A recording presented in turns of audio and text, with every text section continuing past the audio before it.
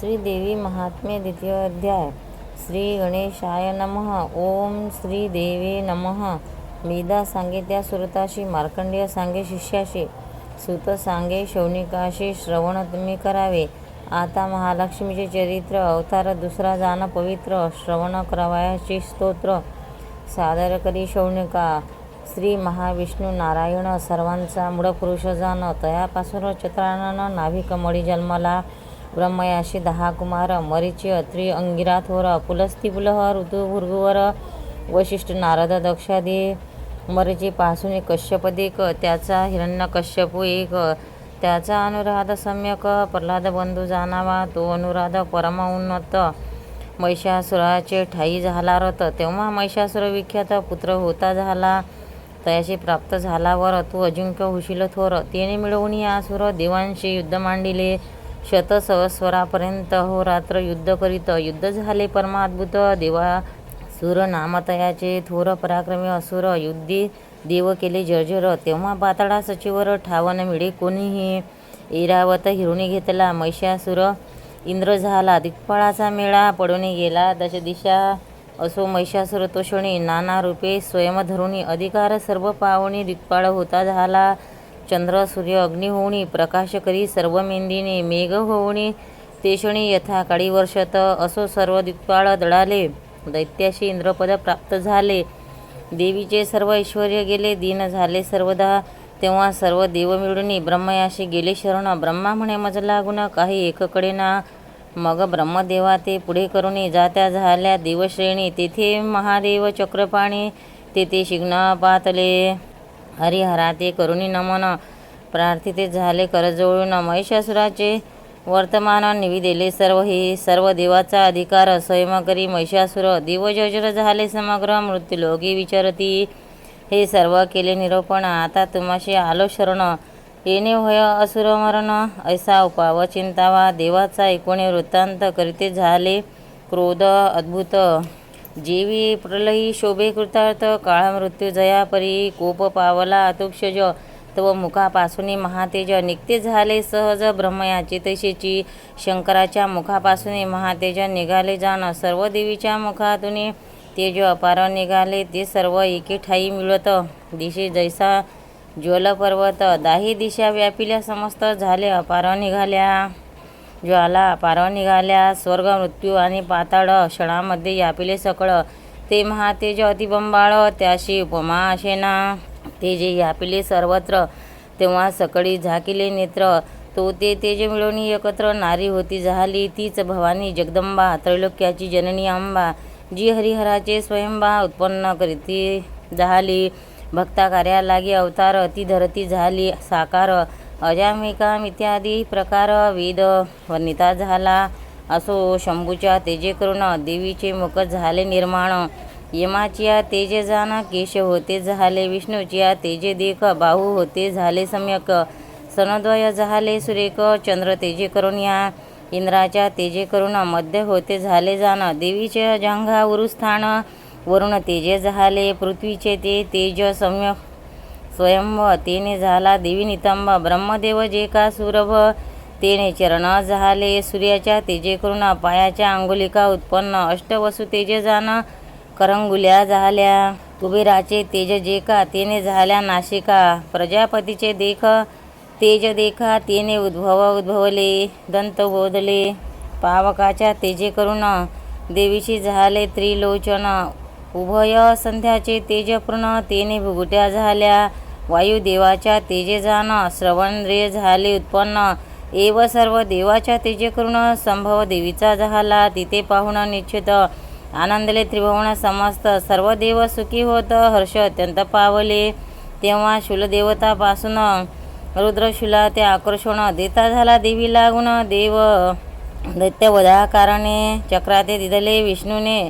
शंख दिदला जाण वरुणे. अग्नी तो देवी कारणे. शक्ती देता झाला. बाण भाते चाप जाण. वायू देता झाला आपण. इंद्र तो देवी लागून. वज्र देता झाला इंद्रे. ऐरावतापासून घंटाई दिदली देऊन घेऊन. यम तो काळदंड जाण देता झाला देवीशी.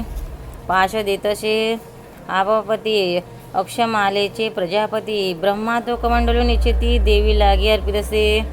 सर्व रोमांदी सत्वर रश्मी ते देतसे दिवाकर. काळ तोही ढाल तलवार देत देवीशी आधरे. असो तेव्हा क्षीरसागरे मळरहित शुद्ध हार त्वरे. न फाटते ऐशी अंबरे देवी लागी अर्पिली. तेव्हा विश्वकर्मा सत्वर देतसे सर्व अलंकार. मस्तकी मुकुट सुंदर शिरो रत्न दिधले दिव्य कुंडले. कटके जाण अर्धचंद्र शुभवर्ण. बाहुपद भूषणे आपण ग्रीवाभूषणे दिदली. समस्त अंगुली भूषणे रत्नमय अर्पिली तेने. परशुदेवनी निर्मलपणे शस्त्र अनेक अर्पिली. विश्वकर्मा शेवटी जाण कवच अर्पी अभेद पूर्ण. समुद्रम्लान कमलमाला दोन शोभन कमळही देतसे. तेव्हा पर्वत हिमवाण अर्पतसे सिंहवाहन. अनेक नाना रत्न आणून देवी लागी अर्पिली. ज्यातील मधुकरिता भाषण नसरे कधी सर्वदा पूर्ण. असे पानपात्र अर्पण कुबेर करी देवीशी. तेव्हा शेष देवी व्रत नागहाराते समर्पित. शोभती नाना रत्ने जात पुष्प रागादी सर्वही. ऐसे सर्व देवांनी तये वेळी भूषणे आयुधे अर्पिली. सन्मानिता गर्जा लागली उच्च अट्टहासांनी. वारंवार गर्जना करून सर्व ब्रह्मांड झाले पूर्ण. अतिशब्द झाला दारुण प्रलय मेघासारिखा. ते सर्व लोक क्षोभ पावले. सप्तसमुद्र कापू लागले. दिग्गज भयभीत झाले. चढ पावली वसुंधरा.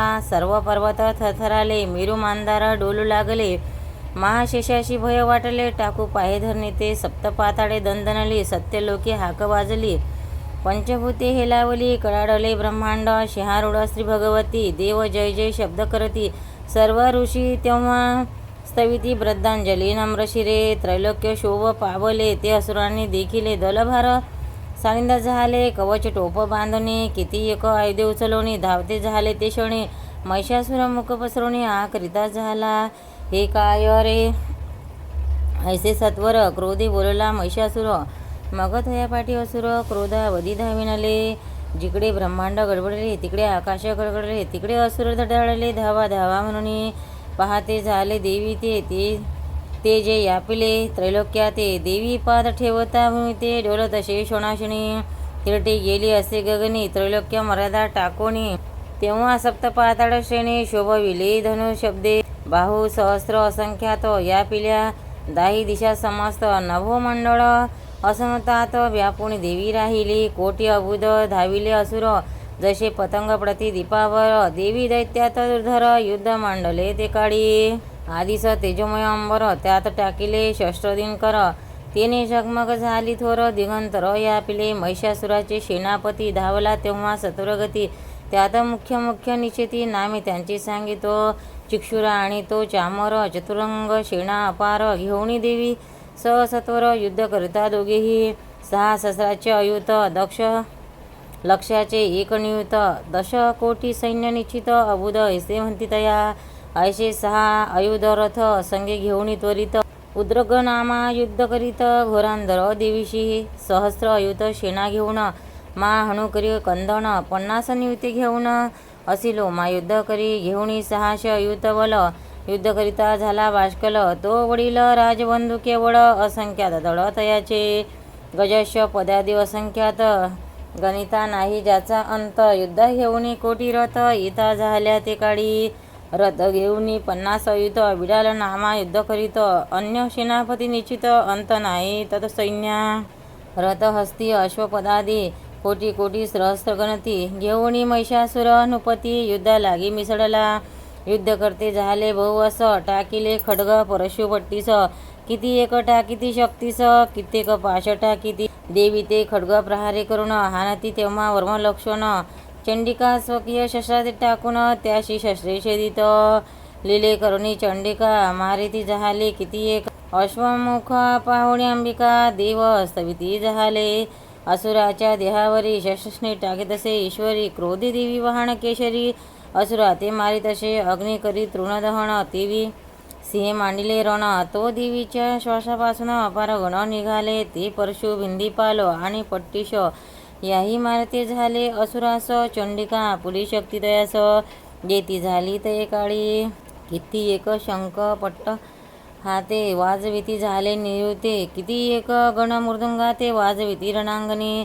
तेव्हा देवी त्रिशूल जान आणि गदा शक्तिवृष्टी करून शतावधी असुर मारून.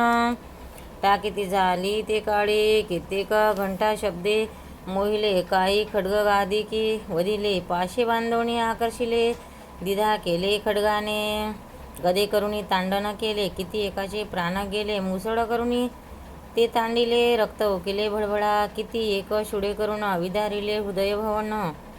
किती एक बाण खंडोन रणजिरी पाडिले. देवीचे सामर्थ्य पाहून साय देव झाले जाण, किती एक सेनापती मारून टाकीती झाली ते काली. किती एकाचे बाहू तोडिले, ग्रीवा छेदोनी भिन्न केले. मस्तिक राहिले तीही पडिले, असुर कित्येक ते काळी. किती एक मध्येची तोडिले, जांघ्या छेदोनी एक पाडिले. एका बाहू नेत्र पाद छेदिले, द्विधा केले किती एक.